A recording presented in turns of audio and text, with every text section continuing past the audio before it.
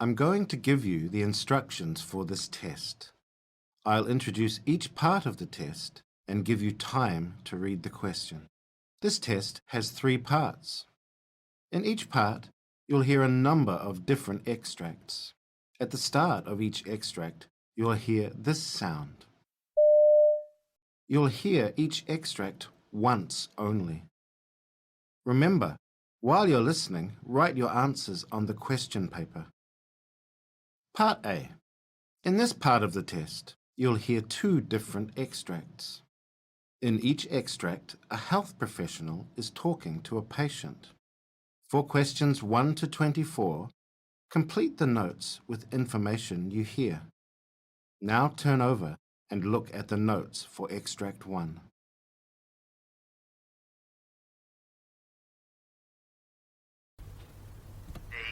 You hear a physiotherapist talking to a patient called Miss Wayne. For questions 1 to 12, complete the notes with a word or short phrase. You now have 30 seconds to look at the notes.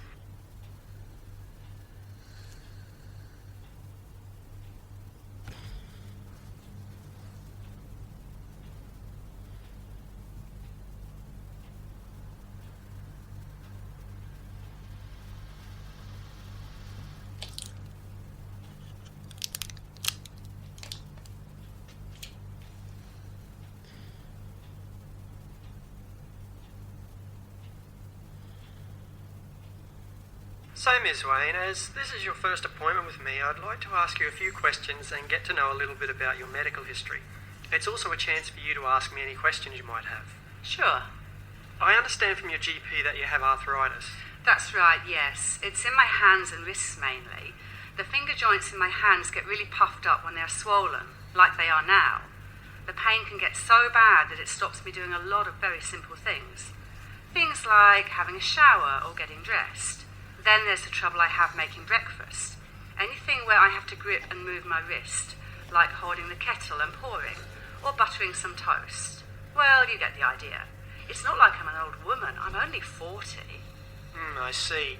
Tell me about your work. I used to be a hairdresser, but I had to give it up after my hands started getting really bad.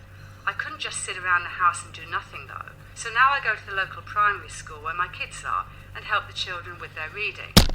And just lately, I've started helping out on a telephone helpline for people with disabilities. They have these special hands-free phones, so it means I can do the work without needing to use my hands so much. It's only a volunteer position, but I really feel like I'm doing something worthwhile. Is your mobility affected at all by the arthritis? I do have trouble getting in and out of bed or out of a bath. I also need help getting out of a chair if it's a bit low. I move around the house with the walking aid I have, and when I go out, I tend to use a wheelchair. Our car has also been modified, so at least I'm independent. I can go to the shops or out with friends. I'm guessing you've had physiotherapy treatment before. Yes. In the past, it's mainly consisted of heat treatment, but now I'm really interested in some sort of gentle exercises, if that's at all possible. I also really want to make sure that my hand splints are still helping and not making the condition worse. Sure, I can look at that for you. I've also been to an occupational therapist before. I needed help when things started getting really difficult around the house. I found her very helpful. She had lots of gadgets to help me do things like dressing and cooking, and so many good ideas about how to help with my tiredness without making the pain worse. Okay, we can talk more about some of the techniques you use to help you at our next appointment.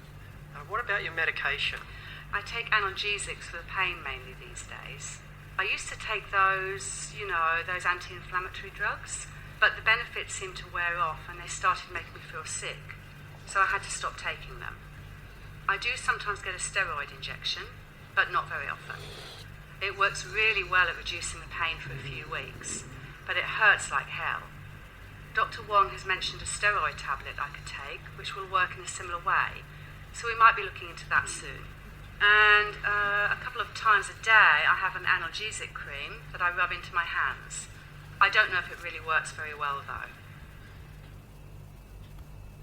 A doctor talking to Mr. Roy Daphnis about his planned hospital admission. For questions 1 to 12, Complete the notes with a word or short phrase. You now have 30 seconds to look at the notes.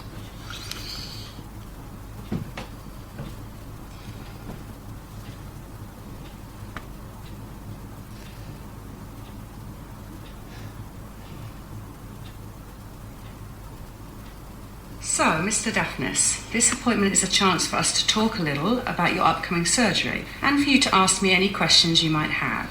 Okay, yes. Well, I don't really have any questions about the surgery itself. I feel I understand the procedure quite well from all of my reading, but I do have a concern. I'm actually quite worried about how I'll go with my eczema when I come into hospital. It's important for me to follow my usual routine, you see, or it will flare up again. What is it specifically that you're worried about?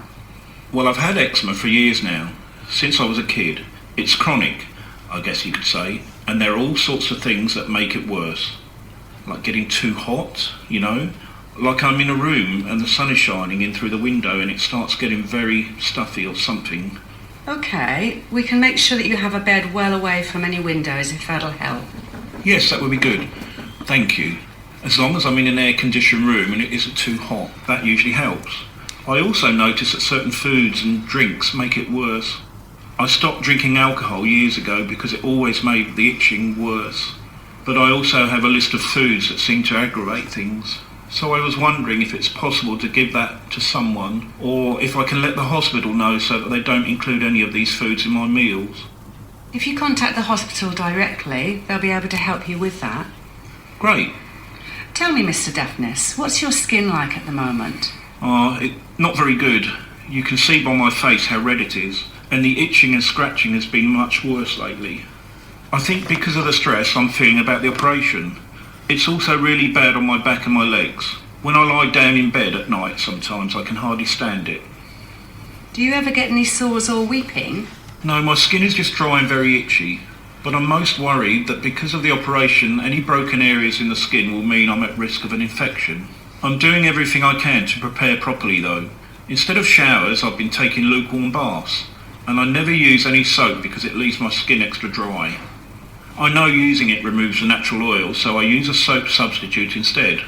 I'm being really careful about the clothes I wear to be sure that they aren't going to exacerbate the itching. I really don't want to be scratching it at all if I can help it, and I've been using an oily moisturiser nearly every hour. I don't like to use a lot of those steroid creams and things, but I can if you think it'll help. I see a dermatologist sometimes and he said if I don't like using them, I can save them as a last resort. Okay, it sounds like you're doing everything you can to manage the condition, but you do need to try and relax and make sure you're getting plenty of rest. I know that stress is only going to make the condition worse. You're right. I know I'm probably getting worked up over nothing, and everything will be fine. I'm taking an antihistamine at the moment, so that's helped with the scratching and I'm sleeping a bit better as well.